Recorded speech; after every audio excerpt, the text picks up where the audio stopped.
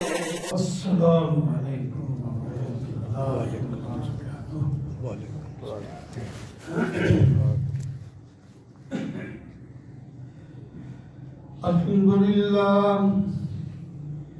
الحمد للہ وکفى والصلاة والسلام على سید الرسل وخاتم الانبیاء، اما بعد فاعوذ باللہ من الشیطان الرجیم، بسم اللہ الرحمن الرحیم۔ قل هو القادر على أن يبعث عليكم عذابا من فوقكم أو من تحت أرجلكم أو يلبسكم شيعا ويذيق بعضكم بأس بعض، انظر كيف نصرف الآيات لعلهم يفقهون۔ صدق الله مولانا العظيم۔ اللهم صل على سيدنا ومولانا محمد وعلى آل سيدنا ومولانا محمد وبارك وسلم۔ محترم و معزز سامعین، بزرگوں، دوستوں اور عزیزوں، سورہ انعام کی ایک آیت 65 نمبر آیت تلاوت کی جو 7ویں پارے میں ہے، جس میں اللہ تعالی اپنے محبوب سرور کائنات، مفخر موجودات، تتمہ دور زمان، سرور دو عالم حضرت محمد صلی اللہ علیہ وسلم کو حکم فرما رہے ہیں کہ آپ اعلان کر دیں، آپ اعلان کر دیں، قل، آپ کہہ دیں۔ یا اللہ کیا کہہ دوں؟ کہہ یہ دیں کہ اللہ قادر ہے، اللہ تعالیٰ پوری قدرت رکھتا ہے۔ هو القادر، یا اللہ کس چیز پر؟ اس پر علی یبعث علیکم عذابا من فوقکم، اس پر قادر ہے کہ اللہ تعالی عذاب اتار دے اوپر سے، عذاب اتار دے اوپر سے، اور اس پر بھی قادر ہیں کہ عذاب نکالے نیچے سے، او من تحت ارجلکم، تمہارے پاؤں کے نیچے سے، زمین سے۔ دو، اور اس پر بھی قادر ہیں کہ تمہارے گروہ بنا دیں اور تم آپس میں ایک دوسرے کی مخالفت میں لڑتے بڑھتے رہو، اور اس پر بھی قادر ہے کہ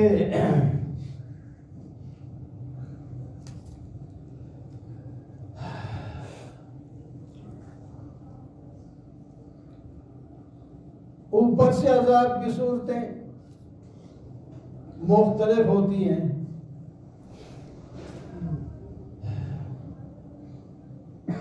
ایک ہے اوپر سے بارش اتنی زیادہ برس جائے کہ عذاب بن جائے، اتنی بارش برسے، رحمت ہے بارش، بارش اصل میں رحمت ہے، لیکن اسی رحمت میں اگر اللہ تعالیٰ چاہیں تو زحمت بھی پیدا کر دیتے ہیں، اسی بارش کو عذاب کی صورت بھی دے دیتے ہیں۔ بارش اس موسم میں برسی جب کسان کی سمجھ میں یہ ہے کہ اب بارش کی موسم نہیں ہے، اب کھیتیاں ہماری خراب ہو جائیں گی، اب کھیتیاں پک رہی ہیں، پکنے کی قریب ہو گئی ہیں، تو اس وقت اب بارش برسی تو اس کھیتی کو نقصان ہوگا۔ جس طرح ابھی بارشیں برس رہی ہیں اور گندم جو ہے اپنے انتہا کو پہنچ چکی ہے، یعنی جتنا اس کا قد چاہیے تھا ہو گیا، اس کے خوشے نکل آئے اور کہیں پک گئی ہے، کہیں پک رہی ہے۔ اس موسم میں جب بارش برسے اس کے اندر ہوا ہو تو وہ کیا کرے گی، اس کو لٹا دے گی یا توڑ دے گی۔ اس کے اندر خدا نہ کرے اگر یالہ باری بھی ہو جائے تو وہ تو بالکل ہی ختم ہو جائے گی، یا یالہ باری نہ بھی ہو تو لیٹ گئی گندم تو اس کا بھی دانہ نہیں بنے گا صحیح، جس طرح پچھلے سال بھی ایسا ہی ہوا تھا، وہ دانہ جو ہے وہ بالکل کمزور سا رہ گیا تھا۔ اس سال پھر اسی طرح اسی موسم میں بارشیں برس رہی ہیں اور مکان گر رہے ہیں، لوگ مر رہے ہیں، تو یہ ایک دوسرے پر ہم ڈالتے ہیں، یہ حکومت کا قصور ہے، یہ عوام کا قصور ہے، یہ بلڈنگ والے کا قصور ہے کہ یہ بلڈنگ گر گئی، اور مالک کیا کہتا ہے کہ بلڈنگ گر جائے، یعنی ایک بلڈنگ گرتی ہے اور کہتے ہیں جس مالک کو پکڑو گرفتار کرو۔ یہ مالک بھائی کہاں گراتا ہے؟ تو اس کو ایک اس کی بلڈنگ گئی، ایک اس کے بندے مرے، اور ساتھ کوئی نہ کوئی کہ یہ پرانی بہت ہو گئی تھی، اس نے گرائی کیوں نہیں، نئی بنائی کیوں نہیں، یہ ہوا وہ ہوا، اس طرح کوئی الزام لگا کر گرفتار کر لیا۔ تو اس سے اللہ کے عذاب نہیں ڈرتے، اللہ کا عذاب تو ڈرتا ہے اللہ کی اطاعت سے، اللہ کی فرما برداری سے، اللہ کی عبادت سے، اللہ کے سامنے گڑ گڑانے سے۔ اوپر کا عذاب بارش کی شکل میں آ رہا ہے اور نیچے سے یہ جو ایک وائرس پھیل گئی پوری دنیا کے اندر۔ آپ نے یہ کبھی اخباروں میں نہیں دیکھا یا اعلان نہیں سنے کہ بھائی مسجدیں آباد کرو، 5 وقت کی مسجدیں نمازیوں سے بھری ہوئی ہوں، نماز کے بعد کچھ دیر بیٹھ کے ذکر کرو، استغفار کرو تاکہ عذاب ٹل جائے۔ نماز کے بعد ذکر کرنا چاہیے اور خاص طور پر استغفار کرنا چاہیے۔ فَقُلْتُ اسْتَغْفِرُوا رَبَّكُمْ إِنَّهُ كَانَ غَفَّارًا، اللہ سے استغفار کرو، معافیہ مانگو، اللہ تعالیٰ غفار ہے۔ اگر کاج سالی ہے تو بارش برسا کے خوشحالی کر دے گا۔ حضرت نوح علیہ السلام نے اپنی قوم سے یہی کہا تھا، یُرْسِلِ السَّمَاءَ عَلَيْكُمْ مِدْرَارًا، اس وقت کہاں سالی تھی، ان کو کہا تم استغفار کرو، اللہ تعالیٰ بارش برسا کر آبادیاں پیدا کر کے تمہارے اندر خوشحالی پیدا کر دے گی۔ یُرْسِلِ السَّمَاءَ عَلَيْكُمْ مِدْرَارًا وَيُمْدِدْكُمْ بِأَمْوَالٍ وَبَنِينَ، تمہارے مالوں کو بڑھا دے گا، تمہاری اولاد کو بڑھا دے گا، تمہارے افراد کو بڑھا دے گا۔ استغفار کرو، آگے ایسے ہیں اور بھی۔ تو استغفار ایک ایسا نسخہ ہے ہمارے پاس، جس کی اولاد نہ ہوتی ہے وہ بھی استغفار کرے، جس کے پاس مال کی کمی ہے وہ بھی استغفار کرے، جو بیماریوں میں مبتلا ہے وہ بھی استغفار کرے۔ حضرت حسن بصری رحمہ اللہ کے پاس طالباً کچھ لوگ آئے مختلف حاجتیں لے کے، کسی نے کہا اولاد نہیں ہو رہی، کسی نے کہا فاقہ کشی ہے، کسی نے کوئی پریشانی، کسی نے کوئی پریشانی کہی، سب کو حضرت نے یہ فرمایا کہ استغفار کرو۔ کسی نے پوچھنے والے نے پوچھا کہ آپ سب بندوں کو استغفار ہی بتاتے چلے جا رہے ہیں، تو انہوں نے فرمایا میں کیا کروں؟ حضرت نوح علیہ السلام اللہ کے حکم سے اپنی قوم کو کہہ رہے ہیں، اس کے اندر ہی فرمایا جمدکم میں اموالکم و بنین، مال بھی بڑھائیں گے استغفار سے، اولاد بھی بڑھائیں گے تو استغفار سے، بارش برسائیں گے تو استغفار سے، اور بارش اتنی برسائیں گے جتنی ضرورت ہوگی، وہی بارش زیادہ آئے تو تکلیف کا باعث بن جاتی ہے۔ تو اس آیت میں فرمایا اللہ قادر ہے اوپر سے آپ عذاب بھیجیں یا نیچے سے اندر سے عذاب بھیجیں۔ وائرس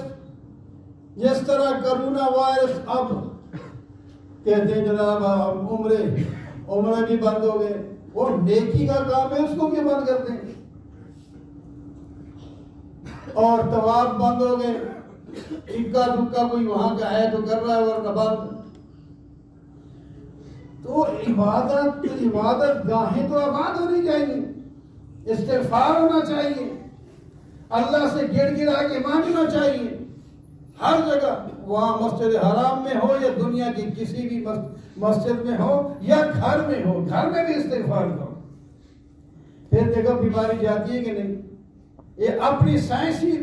روکا تو نہیں کیا، سائنسی لحاظ سے، اپنی ڈاکٹری لحاظ سے بھی بے شک وہ ظاہری اسباب ہے، اس کو بروئے کار لاؤ، منع نہیں ہے، لیکن سارا اسی پر اعتماد کر کے بیٹھ جانا، اتنے اسپتال بنا دیے، اتنے فلاں کر دیے، اتنے کر دیے، اتنا یہ تحقیق کر دی، جب تک اللہ تعالیٰ کے حضور ہم گڑ گڑائیں گے نہیں یہ عذاب ختم نہیں ہوتا۔ اور تیسرا عذاب جو اس آیت میں ہے وہ بھی ہمارے سامنے ہے، گروہ بنا کر آپس میں لڑا دیں۔ ہمارے گروہ نہیں بنے ہوئے، سیاسی گروہوں کو دیکھو، مذہبی گروہوں کو دیکھو، ایک دوسرے پر کفر کے فتوے، اور جناب جو سیاسی ہیں وہ جماعتیں مذہبی جماعتوں سے بھی زیادہ ہیں، اور جگہ جماعت، ہر جگہ جماعت، ایک دوسرے کی مخالفت، اس کی طرف تو لوگوں کی نظر بھی نہیں جاتی ہے، اگر کہیں مذہبی اختلاف ہو تو وہاں بڑی نظر جاتی ہے، یہ مولوی لڑ رہے ہیں۔ یہ تین عذابوں کا اللہ تعالیٰ یہاں ذکر فرمایا ہے، وہ اس وقت تین عذاب مسلط ہیں ہمارے اوپر، اوپر سے بھی عذاب ہے، نیچے سے بھی عذاب ہے، اور آپس میں بھی گتھم گتا۔ صرف سیاسی پارٹیوں کی بات نہیں، گھر میں بھی ایسا ہوتا ہے، ہو رہا ہے، اولاد، والدین، میاں بیوی، ان کا اپنا اتفاق نہیں، جہاں اللہ تعالیٰ جس کو محفوظ رکھے تو رکھے، ورنہ اس کی اپنی خواہشات ہے، اس کی اپنی خواہش ہے۔ اور بے حیائیوں کا دورہ، ان الذین یحبون ان تشیع الفاحشۃ فی الذین آمنوا لہم عذاب علیم، جو لوگوں میں، ایمان والوں میں بے حیائی پھیلانا پسند کرتے ہیں، ان کو دردناک عذاب ہوگا۔ عورت باحیا چیز ہے، اس کو میدان میں لا کر بے حیائی پھیلانا، کوئی روکے تو کہتے ہیں جی یہ آزادی ہے، ان کے حقوق ہے۔ تو بہرحال یہ عذاب ہیں خدا تعالیٰ کی طرف سے، ابھی آپ پہلے بھی سن رہے تھے، جب تک ہم اللہ کے حضور نہیں گڑ گڑائیں گے، اللہ کے حضور نہیں آئیں گے۔ ہر آدمی آج سے اپنے آپ پر لازم کرے، میں ایک تسبیح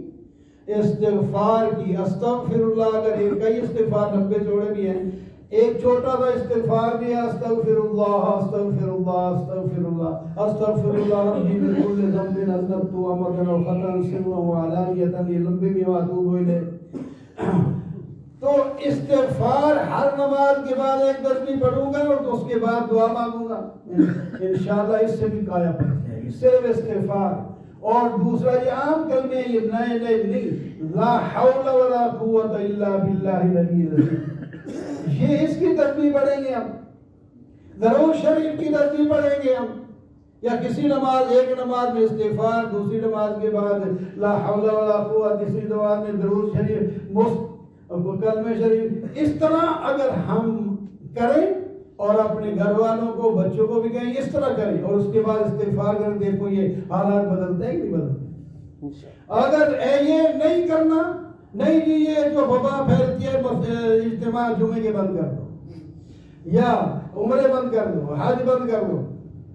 یا جناب بس آپس میں سکول بند کر دو، اور سندھ جو کتنا 31 مئی تک جو ہے وہ سکول بند، اور بھائی سکول بند کرنے سے کیا ہوتا ہے؟ آؤ مسجدوں کو آباد کرو، ادھر سکول کے اندر تم استغفار کرو، ایک پیریڈ سارے طالب علم کو، استادوں کو بٹھا کر وہاں دعا کرو، استغفار کرو، اور ایک پیریڈ آدھا گھنٹہ سے 15 منٹ سے جتنا بھی وقت آپ نکال سکتے ہیں وہیں سکول میں سے، تو یہ علاج ہے بیماریوں کا، ورنہ بیماری کا علاج جو ہے اسباب ہے، اس کے بعد کم و بیش ہوتی چلتا جائے گا، ادھر تھی بہتے ہوئے اس وقت پتہ نہیں 100 کتنے ملکوں کے اندر پھیل گئی، کہیں ٹھیک ہو رہا ہے تو کہیں کچھ ہو رہے ہیں، تو اس سے ان بیماریوں سے اگر نکلنا ہے تو اللہ تعالیٰ سے استغفار کریں، معافیاں مانگے، معافیاں تحیہ کر لے سارے کہ میں ضرور اب استغفار کروں گا، استغفار میں بھی کروں گا اور گھر والوں سے بھی کہوں گا جتنا جن سے ممکن ہے، پھر دیکھیں انشاءاللہ یہ بیماری جاتی ہے کہ نہیں جاتی۔ اللہ تعالیٰ